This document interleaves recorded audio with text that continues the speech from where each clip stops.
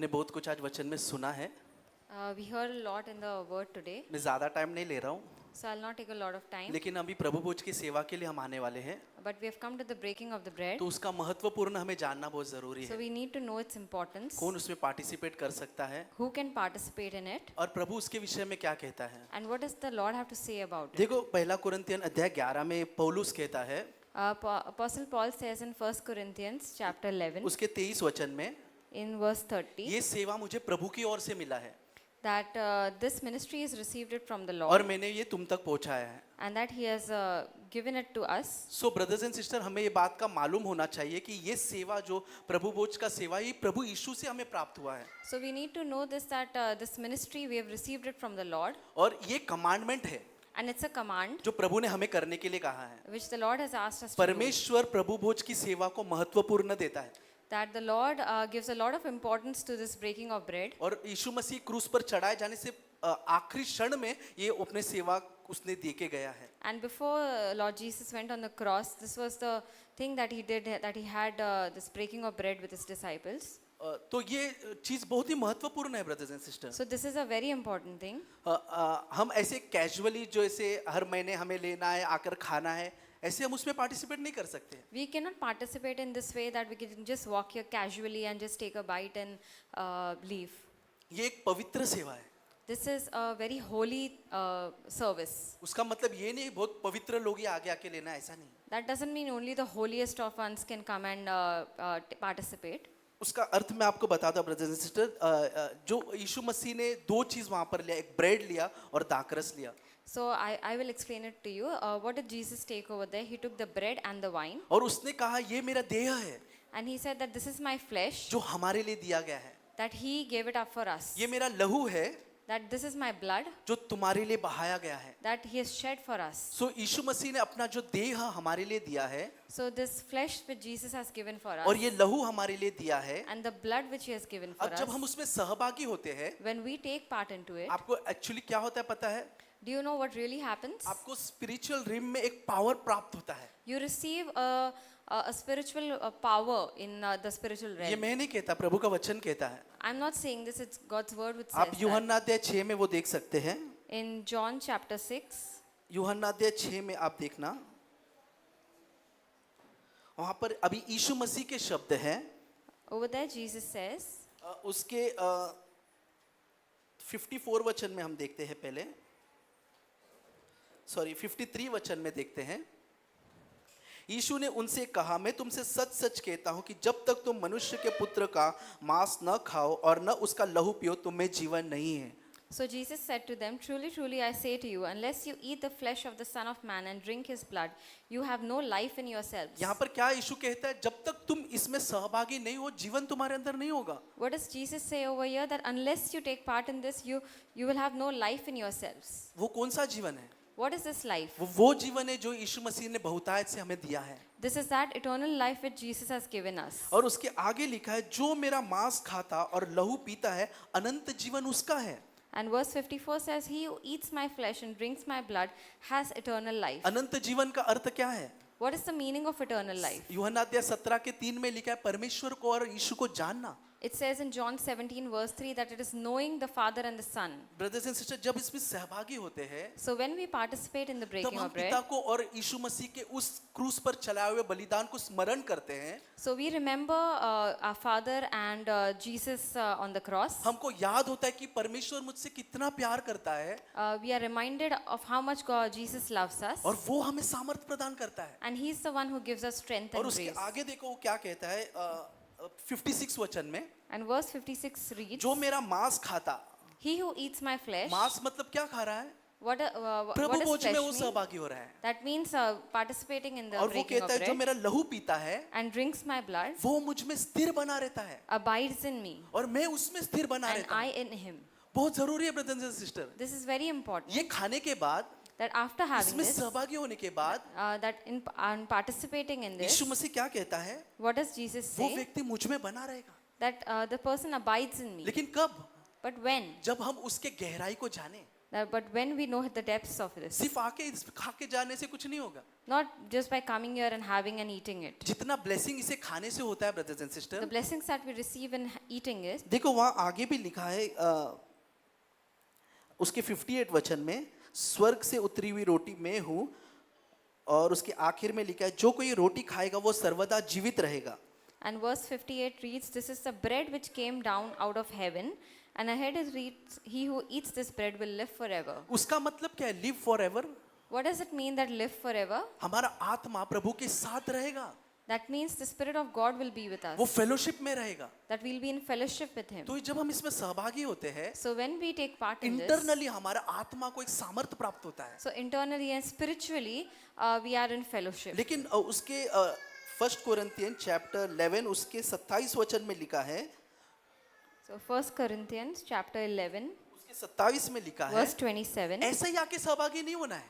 So over there it says that we should not take part in an unworthy manner. उधर लिखा है जो अनुचित रीति से प्रभु की रोटी और कटोरे में से खाए वो अपराधी ठहरेगा. Whoever eats the bread or drinks the cup of the Lord in an unworthy manner shall be guilty of the और body उसके and आगे blood of लिखा है Lord. इसीलिए अपने आप को जांचो.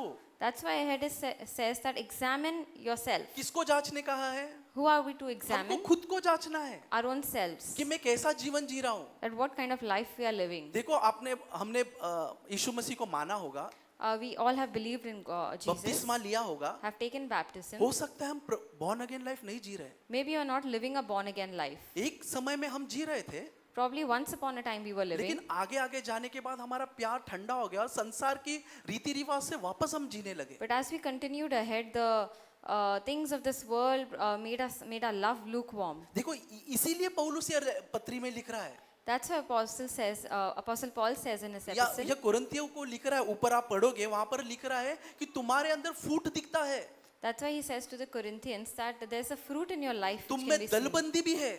Sorry, brother. दलबंदी इंग्लिश में 19 verse 11-19. Yeah. Factions. There are factions amongst you. That हमारे means, बीच में दलबंदी भी है. there is disagreements between you. तो उससे पौलुस कहता है मैं तुमसे खुश नहीं हूँ. That's why I'm not happy with you. तुम प्रभु भोज लेते हो, That you are participating in लेकिन the ये breaking सब of मन में bread. रख के लेते हो, But while also having all this in your इसलिए तुम्हें midst. कोई लाभ नहीं हो रहा. And that's why it's not beneficial for लेकिन you. उससे क्या होगा? आगे लिखा है But what happens later?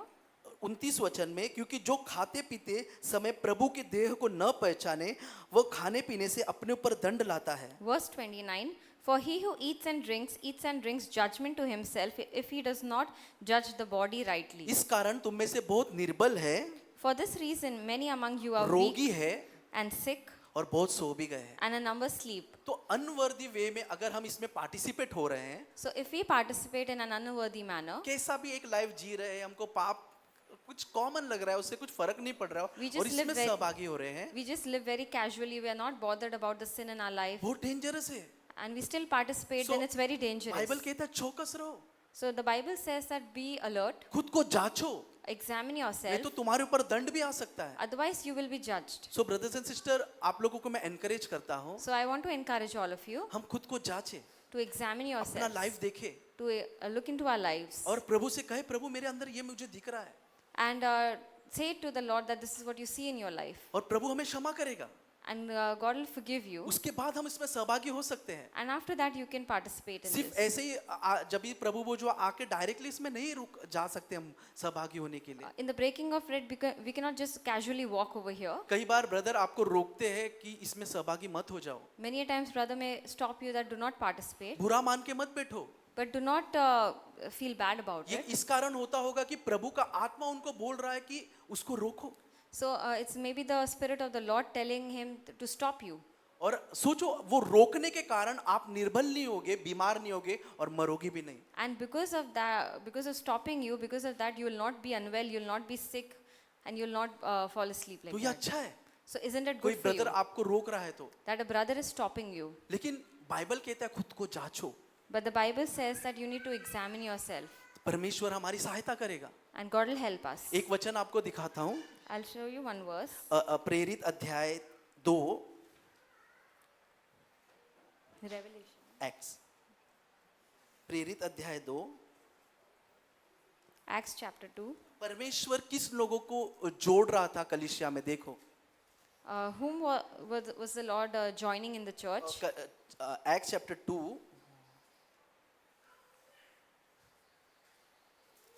Verse 46।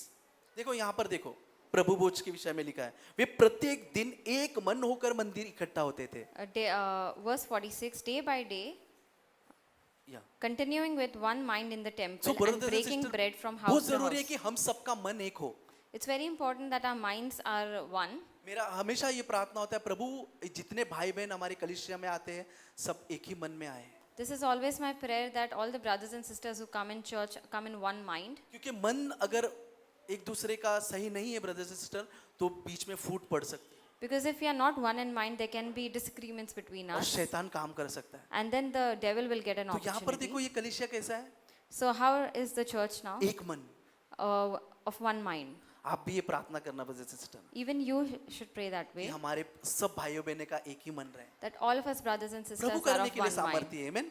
And God is able to do this. और Amen. आगे वहां पर क्या लिखा है, What does it say वो ahead? घर घर रोटी तोड़ते That breaking bread from house to house, और आनंद और मन की सच्चाई से भोजन किया करते थे। they were taking their meals together with gladness and sincerity मन of की heart. सच्चाई के साथ इसमें आते थे वो लोग, Over here it says they came with the sincerity of heart. मन में कपट रख के नहीं आते थे, There was no deceit in their heart. एक भाई बहन के विषय में बुरा मन में रख के इधर नहीं आते थे। They would not have any bad feelings about any brother or sister. अपना एक पापी जीवन लेके, अपना एक ऐसा लाइफ लेके जिससे हम मन नहीं फिराया, वो लेके नहीं आते थे। They would not come with an unrepentant heart. यहाँ पर देखा है वो मन की सच्चाई से इसमें सहभागी होते थे। They would come with a sincerity in their heart. और आगे क्या लिखा है, और परमेश्वर की स्तुति करते थे And ahead it says praising God और सब लोग उनसे प्रसन्न रहते थे। and having favor with all the people. और अब यहाँ पर देखो, आगे देखो, और जो उद्धार पाते थे, And the Lord was adding to their number day by day. किसको ऐड कर रहा था प्रभु,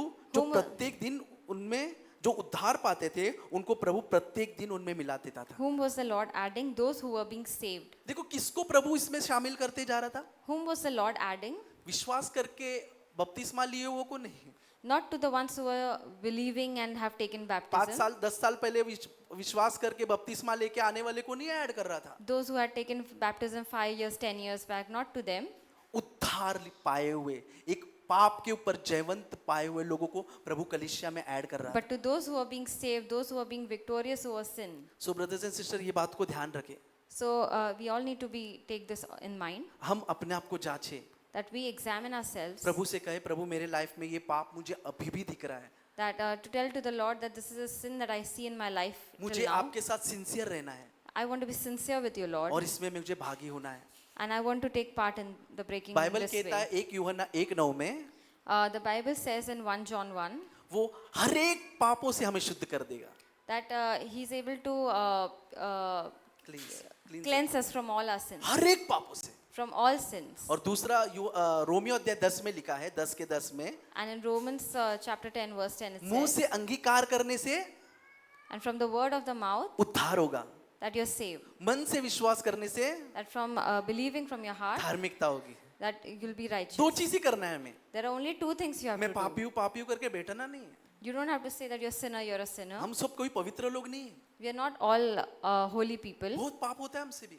We fall into a lot of sin. परमेश्वर हमारा गवाही है कि हम रोते हैं प्रभु के सामने, But God is our witness that we cry before Him, Lord अभी भी कितने गलतियां हम करते हैं, that we are still fallen to so many और प्रभु sins. हमें अनुग्रह देता है। But God gives us grace 2 चीज करना है, for 2 things. मुंह से अंगीकार, That we have to say it from our और mouth. जो भी मैंने मुंह से बोला उसके बात पे बोलो, प्रभु मुझे माफ करेगा और मुझे अनुग्रह देगा, मैं विश्वास करता हूँ। And believe in it that when you confess your sin, that God will forgive you, right? 2 चीज काफी है That these 2 things are Prabhu enough के साथ संगति बनाने।